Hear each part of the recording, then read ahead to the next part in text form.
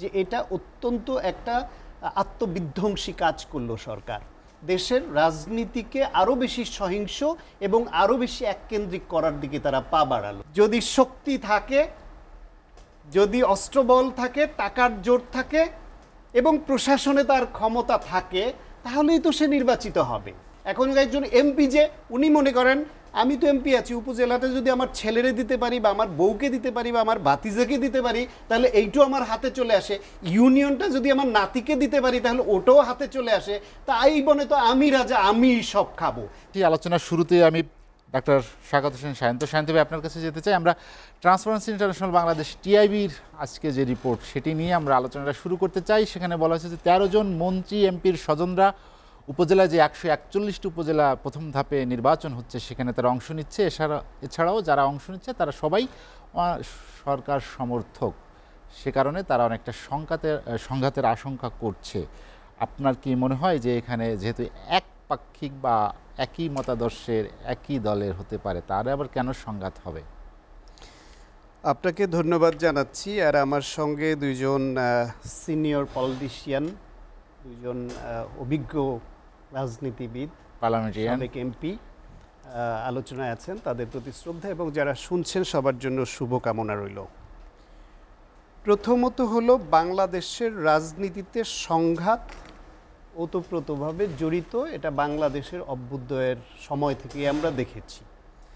এটা কখনো কখনো খুব বেড়ে যায়, কখনো একটু হ্রাস টেনে ধরা হয়, কিন্তু গত ১.৫ দশকে বাংলাদেশের রাজনীতিতে যে একটা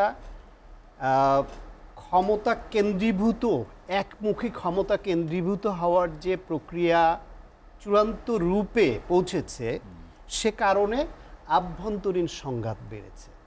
আগে সংঘাত ছিল বিভিন্ন দলে দলে, আওয়ামী লীগ বিএনপি, জাতীয় পার্টি বিএনপি, জাতীয় পার্টি আওয়ামী লীগ বা জামায়াত আওয়ামী লীগ বিএনপি, এরকম এক এক দল বা প্রার্থী প্রতিদ্বন্দ্বীর মধ্যে ছিল। যেহেতু এই নির্বাচন প্রক্রিয়াটা আওয়ামী লীগ এবং আওয়ামী লীগ দলীয় সরকার তারা একীভূত হয়ে সব কিছু এককেন্দ্রিক হয়ে গেছে, এখানে অন্যরা মাঠ থেকে অন্যদেরকে ছিটকে ফেলে দেয়া হয়েছে। ফলে ওই সংঘাতটাও একমুখী বা এককেন্দ্রিক হয়ে গেছে, আভ্যন্তরীণটাই বেড়ে গেছে। আপনার মনে আছে নিশ্চয়ই যে প্রথমবারের মতো যখন স্থানীয় সরকার নির্বাচনে দলীয় প্রতীকের সিদ্ধান্ত সরকার নেয়, তখনই এটা নিয়ে ব্যাপক সমালোচনা উঠেছিল যে এটা অত্যন্ত একটা আত্মবিধ্বংসী কাজ করলো সরকার।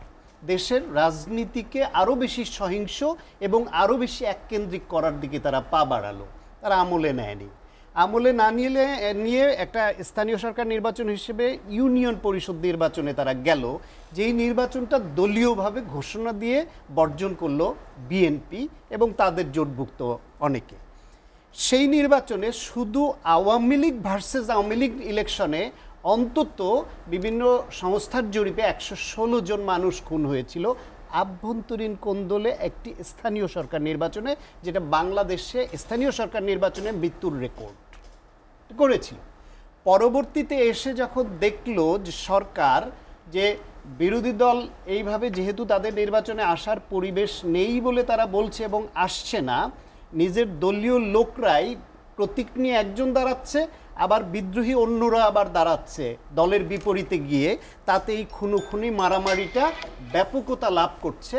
এক পর্যায়ে তারা আবার কিন্তু মানে বিধান থাকলো দলীয় প্রতীকে করার, কিন্তু ওইখান থেকে আবার দলীয়ভাবেই তারা সরে এসে বললো না, দলীয় প্রতীক দেয়া হবে না। মানে এটা যে তাদের আত্মবিধ্বংসী একটা ভুল সিদ্ধান্ত ছিল, যেটা বাংলাদেশের নির্বাচনী ব্যবস্থাকে আরও পিছিয়ে দিতে ভূমিকা রেখেছে, সেটা কিন্তু তারা রিয়ালাইজ করছে, হারে হারে টের পাচ্ছে, কিন্তু ওই বিধানটা চেঞ্জ করার দিকে যাচ্ছে না। ব্যক্তিগত দলীয়ভাবে সিদ্ধান্ত নিলে আর প্রতীক দেয়া যাবে না, মানে দিতে পারছে না সোজা বাংলা। সেই অবস্থার মধ্যে এখন যে নাটকটি মঞ্চস্থ করতে যাচ্ছে, বাংলাদেশের নির্বাচন তো বেসিক্যালি নাটক। এইখানে নির্বাচন, গণতন্ত্র, মানবাধিকার, এগুলো তো একটা হাস্যকর উপাদানে পরিণত করেছে গত 1.5 দশকে। সেই অবস্থার মধ্যে তারা এখন যে উপজেলা নির্বাচনটা করছে, যথারীতি বিএনপি তারা অংশ নিচ্ছে না, দলীয়ভাবে ঘোষণা দিয়েছে এটা বর্জনের। ফলে আওয়ামী লীগের যারা, তারা মনে করছে ওই এদের এমপি ইলেকশনের মতো, যদি শক্তি থাকে, যদি অস্ত্রবল থাকে, টাকার জোর থাকে এবং প্রশাসনে তার ক্ষমতা থাকে, তাহলেই তো সে নির্বাচিত হবে। সেই কারণে প্রত্যেকেই মনে করে এখানে এডিশনাল একটা স্ট্রেংথ হচ্ছে দলীয় সমর্থন পাওয়াটা। দলীয় সমর্থন পেলেও যদি প্রশাসন তার কবজায় না থাকে, তার টাকার জোর না থাকে বা মাসল পাওয়ার একটু দুর্বল হয়ে পড়ে, তাহলে পরাজিত হওয়ার রেকর্ড আমরা নিকট অতীতে এমপি নির্বাচনেও দেখেছি। যদিও আমি অনুরোধ করব ব্যক্তিগতভাবে না নিতে, আমাদের ধীরেন্দ্র শম্ভু দাদা 5 বারের এমপি, এরকম স্ট্রং পার্লামেন্টারিয়ান, তিনি পর্যন্ত তার দলীয় প্রতীক নিয়েও তৃতীয় হয়েছেন এবং প্রকাশ্যে সংবাদ মাধ্যমে বলেছেন এবং লিখিতভাবে বলেছেন প্রশাসন তাকে হারিয়েছে কারচুপি করে। তাকে যা ইয়ে করে রেজাল্ট পাল্টে দিয়ে প্রশাসন হারিয়েছে। যেই দেশে 5 বার নির্বাচিত হওয়া একজন এমপিকে তার সেই সরকার দলীয় প্রতীক নিয়ে নির্বাচন করবার পরেও স্থানীয় প্রশাসন হাতে না থাকলে তাকে পরাজিত করে দিতে পারে কারচুপি করে, সেই দেশে তাহলে নির্বাচনগুলি কি হয়েছে বলেন? এত বছর ধরে এই কথাগুলোই বলে আসছিলাম এবং এটারই বিরোধিতা দাদা সবসময় আমার সঙ্গে করে আসছিলেন, কিন্তু এইবার হারে হারে নিজে টের পেয়েছেন। তার লিখিত স্টেটমেন্টে সেটা আসছে যে তাকে রেজাল্ট জালিয়াতি করে হারানো হয়েছে। এটাই বাস্তবতা। তার মানে হচ্ছে আপনার যদি প্রশাসন, টাকা, মাসল পাওয়ার না থাকে, তাহলে এইখানে প্রতীক এটা কিছু না। তবে দলীয় প্রতীক পেলে অনেক সময়, বেশিরভাগ ক্ষেত্রে প্রশাসনের আনুকূল্য পায় বলে ওই প্রত্যাশা করে। এখন প্রতীক নাই, তাহলে কি দলের সমর্থন?